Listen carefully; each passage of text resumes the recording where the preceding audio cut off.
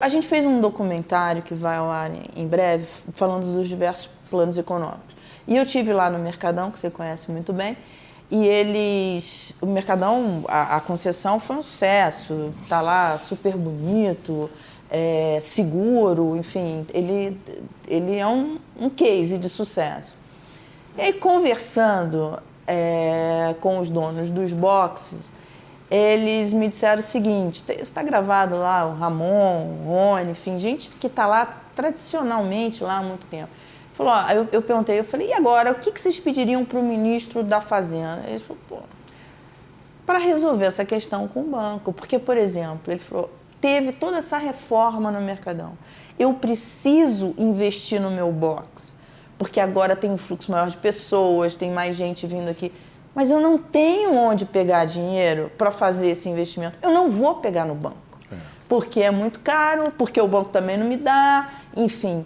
Onde ele pega esse dinheiro, ministro? Aqui conosco ele consegue, pelo sistema bancário, Banco do Brasil, Caixa, mas também os bancos privados, no Procred, né?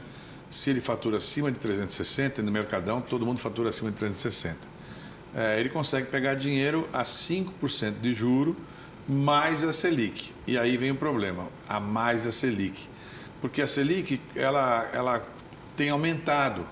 Então a pessoa pega o dinheiro, pegou com 10 de Selic, quando a Selic passou para 13, ele está pagando mais, né? O nosso sonho do presidente Lula, quando ele criou esse ministério, ele me falou, Márcio, meu objetivo é chegar para o empreendedor urbano, que é esse do Mercadão, com o mesmo benefício que a gente faz para a área rural. Ou seja, 5% sem Selic. Então, aí é um dinheiro subsidiado. E então, esse sonho? Isso é sonho ou a gente pode... Eu acho que é conquista. Você não sabe, na vida política, não tem nada que ninguém te dê. Tudo é arrancado, tudo é na conquista.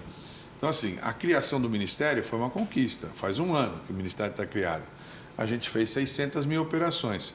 Se você comparar essas operações às operações dos bancos, elas são muito mais baratas, menos da metade. Mas ainda assim é caro, se comparado com a área, por exemplo, rural. Se comparado com a agricultura, ainda é muito caro, porque, como eu te falei, 5% mais Selic, hoje 13 alguma coisa mais 5 dá 18. Então a pessoa vai pagando, pega lá 100 mil reais, ela sabe que ela tem 18, então dá 1,5% ao mês. Então, ela está pagando todo mês aquele 1,5%, né? Atrasou, juros sobre juros e tal. O nosso objetivo é fazer com que as pessoas... O que os bancos alegam? Mas tem muita inadimplência, Márcio. O pequeno fica devendo muito. Isso não é uma verdade absoluta. A gente, no Procred, tem uma inadimplência da ordem de 6%. 6% não é um número tão grande. Para essa quantidade, 500 mil empréstimos... 6% na inadimplência não é um número tão alto. E tem que lembrar que nesses 6%, quando a pessoa não paga, no final de tudo, o governo devolve para o banco. Então, o banco não tem risco. O banco está garantido. De um jeito ou de outro, ele está garantido. Tudo bem que ele não recebe à vista, vai receber lá na frente. Mas ele está garantido também. Então, o que nós precisamos fazer é com que caia a taxa de juros. E aí você sabe que taxa de juros não é só o que eu quero, o que o Haddad quer, o que o Lula quer. Tem uma série de influências, eles alegam 1000 coisas, a bomba não sei da onde, a guerra do Vietnã, o petróleo não sei do que e tal. Então, a Selic voltou a crescer e isso atrapalha todos os negócios. Nós precisamos criar mecanismos que digam para a pessoa o seguinte, olha, assim como é na agricultura, por que o Brasil virou o país do agro? O agro é pop, o agro é tech, o agro é tudo. Porque a gente subsidiou. O governo subsidiou, o governo dá o dinheiro para a pessoa, ela paga só 4% ou 5% sem inflação. Então, ela se sente segura. Sem Selic. Sem Selic. Então, assim, nós precisamos chegar para o empreendedor e falar para ele, olha, eu vou conseguir te emprestar sem Selic. Como é que ele conquista isso? Para fazer isso, nós precisamos de algumas coisas. Por exemplo, nós precisamos fazer a reforma tributária, porque o jeito que o Brasil estava vivendo era muito confuso. tinha uma tributação toda confusa. O pessoal comprava um negócio, tinha que pagar um retorno do imposto para outro estado, que devolvia. Às vezes tinha empresas que tinham mais gente tomando conta da parte jurídica do que da parte tributária. Segundo, a gente precisava criar um mecanismo de tirar o que é informal. Porque o informal parece que você é esperto, que você é um cara vivo, estou informal. Mas o informal, ele tem um componente. Ele é injusto com quem é formal. Então, se no Mercadão mesmo, a pessoa, um emite nota, o outro não emite nota, evidentemente que é injusto um com o outro. A concorrência é desleal, né? Porque a pessoa, um está pagando 15%, 20% a mais do que o outro. Com a reforma tributária, a informalidade vai despencar. O primeiro zum que rolou foi agora recente, com a história do Pix. Quando falaram, olha, o Pix vai ser olhado, vamos ver o Pix. Veja, o Pix é CPF contra CPF, ou CNPJ contra CPF. Então, é evidente que o Banco Central e a Fazenda têm controle do Pix. O Pix não é uma bolsa de dinheiro que vai circular para lá e para cá.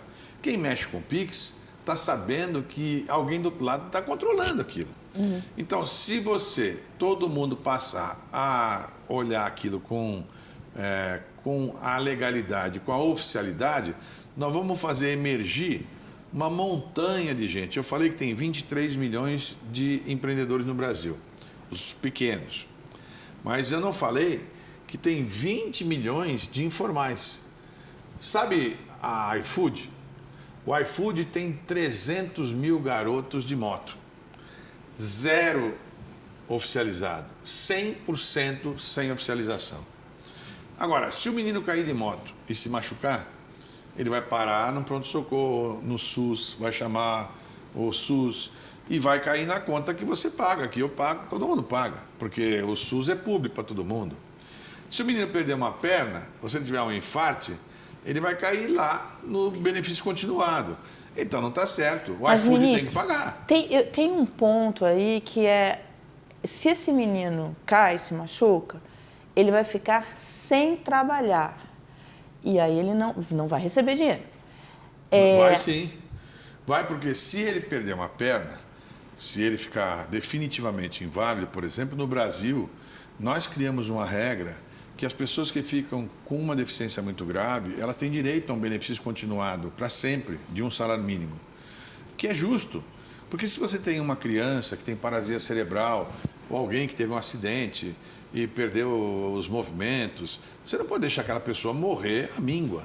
Então, a Constituição brasileira estabeleceu que eles têm um benefício continuado. Ok, mas e se ele passa um período sem trabalhar? Hoje ele não tem. De um mês. Então, o problema é que esse rapaz não sabe que ele, formalizado, ele paga pouco, e se for ela, por exemplo, engravidar, ela tem a Previdência que vai pagar o auxílio, ela vai receber um dinheiro porque teve bebê ou porque teve doente, enfim, não pôde trabalhar.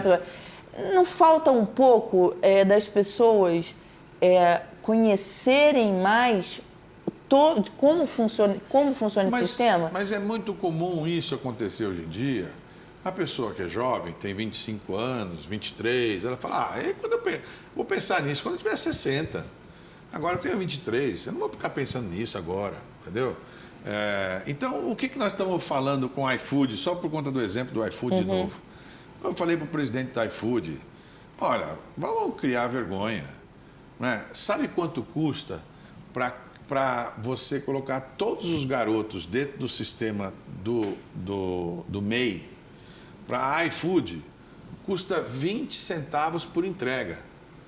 Então é o seguinte, eu não estou pedindo para eles pagarem, põe no preço da entrega. Claro. Põe 20% a mais na entrega e eles e vão o que ele falou? Você tem razão, estou com vergonha desse número, ele falou. Estou com vergonha, até abril vou colocar todos os meninos no MEI.